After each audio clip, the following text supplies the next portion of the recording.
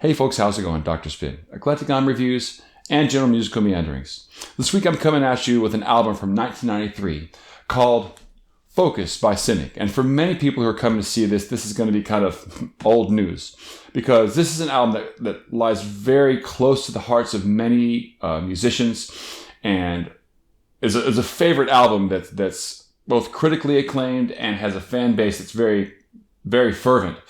I can't claim to be part of the old school fan base for this album. I only discovered Focus just last year at the beginning of 2020. What immediately caught me about this album was, even though it's an album that has its roots in extreme metal, it's way beyond that. It transcends that label by a long shot. It has as much influence from fusion and jazz music as it does from like thrash metal. And, in 1993, the mainstream time, I think this is right when like Nirvana was coming out, and more relatedly, Dream Theater was starting to become more visible in prog metal. But, there's a point at which in Dream Theater's catalog, it seemed like they were about to evolve into something else, when the progressive metal style that they were chasing down was about to evolve into an entirely different thing.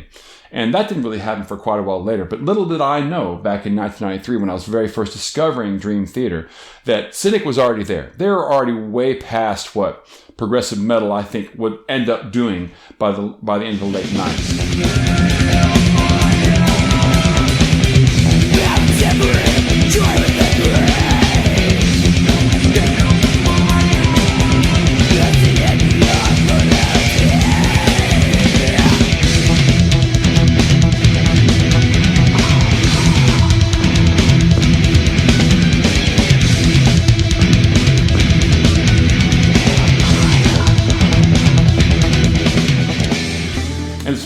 Even more interesting because these guys were really young at the time. They were early 20s around, but their playing and their concept that they applied to this album were way, way beyond their years. The level of chops that these guys in this album were like conservatory level.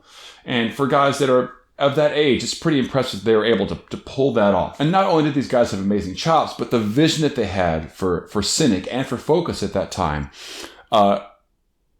was really distinctive and really unique, and it was a mix of different elements. I wouldn't even say different styles, but different elements that had never been done before, I don't think. And certainly, I think if any time people have done things like this since then, it would be because Cynic had already done it. On the one hand, there's definitely a metallic edge to what they're doing. It's very not for the faint of heart aspects to this album. And there are screamed vocals that especially back then, screamed vocals were even more outside of the mainstream, I think, than they are now. But there's also these moments where Focus breaks into these really beautiful jazz-influenced clean sections where it sort of floats and has these extended harmonic structures that are influenced by jazz harmony, that set it apart from a lot of the other metal stuff that was going on at the time. There's also this very interesting thing that goes on along with the vocals, because even though there's this extremely human screamed vocal style going on that's identifiably a person, on the other hand, there's a whole aspect of the vocals that are sung, but sung through a vocoder. So it has this kind of robotic aspect to it. So it's very interesting, like human screams and this sort of robot cyborg melodic style. And even sometimes when those two things happen at the same time, you have the scream vocals and the vocoder vocals at the same time. These textures are things that I've never heard anywhere else. And I think it takes a lot of vision for them to have figured out a way to make that whole component of their sound work so well. Such a revelation. Do that without fear. Do that without question.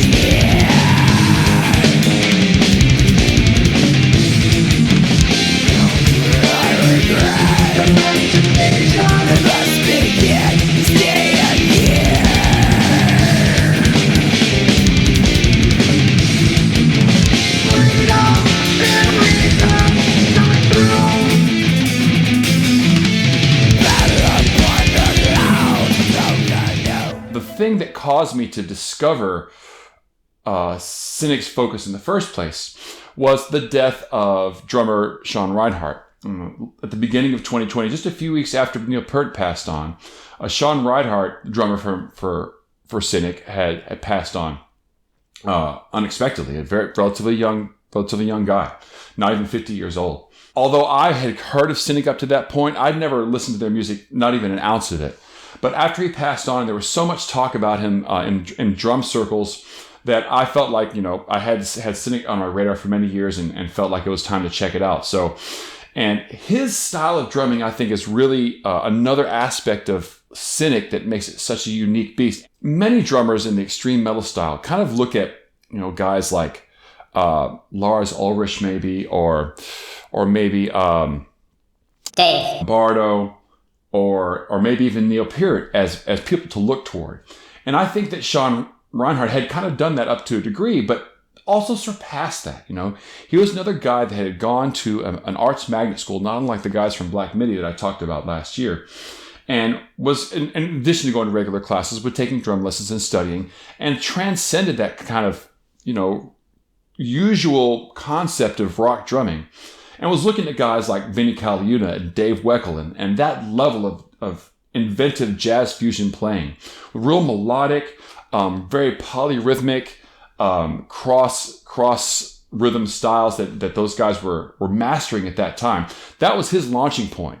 So as a young guy at 18 and 19, he was idolizing Vinnie Colaiuta, and then looking at how to apply that kind of musicianship, that style of extreme jazz fusion drumming, to a more metallic style. A very innovative idea that really hadn't been done up to that point, and has been done since, partially because of what Sean Reinhardt did in 1993 whenever he released Focus.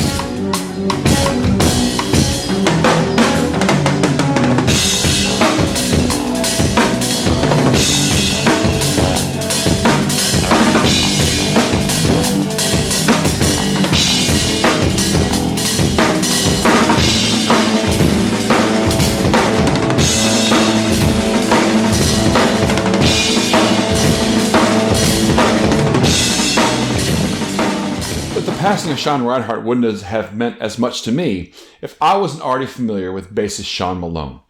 And I had discovered Sean Malone in the early aughts whenever I was playing quite a bit of Chapman Stick. And he was a Chapman Stick player, but also a bass player. And he'd released an album called Gordian Knot, and also had played on the first OSI album. So he was on my radar as a person to watch. I really enjoyed his playing and was interested in his Chapman Stick playing, and also really fascinated by the fact that the guy, aside from being an incredible bass player, incredible musician overall, was also like an associate professor in college. And he would teach music theory classes and would do lectures on cognitive musicology and things like that. A very accomplished musician, a well-studied musician, but also the bassist, or got his start as the bassist for Cynic. This is where he kind of got his breakthrough moment. And as a bass player for Cynic, he has another really fascinating element, because he's playing fretless bass for the most part on Cynic. There's a couple spots in there where he's playing some Chapman Stick. But his bass playing is so unashamedly fretless in its style. Great attack and round, warm sounds to it. And that's a style of bass playing that really isn't found in extreme metal at all. Most extreme metal guys kind of try to hide their bass playing sound within the sound of the guitars, and he's not doing that on Focus at all. He's playing almost like in the style of Jeff Berlin or Jocko.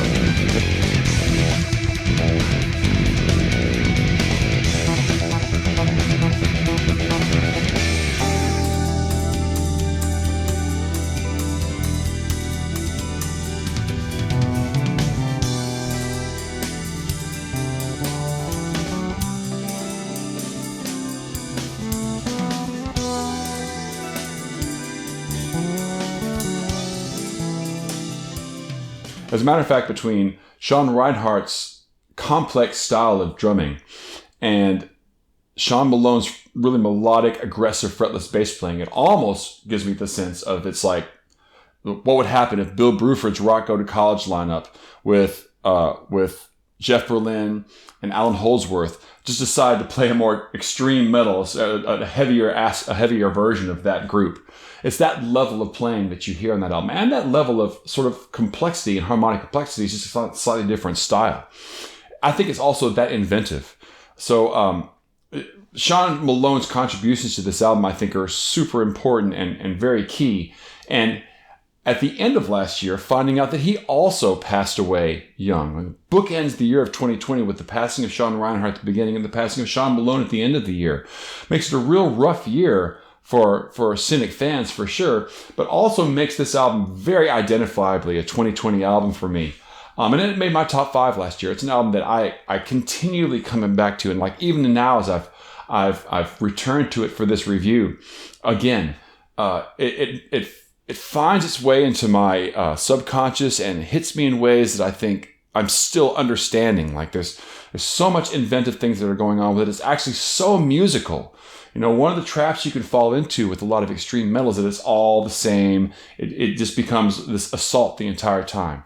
And it doesn't feel like that at all. This feels like a journey throughout this album, through extreme metal, through screams, through these scintillating textures of patterns and interlocking guitar parts, through really aggressive drumming, through this melodic sliding bass playing. It's all there and fits together into this definitely distinctive and unique package that is Focus.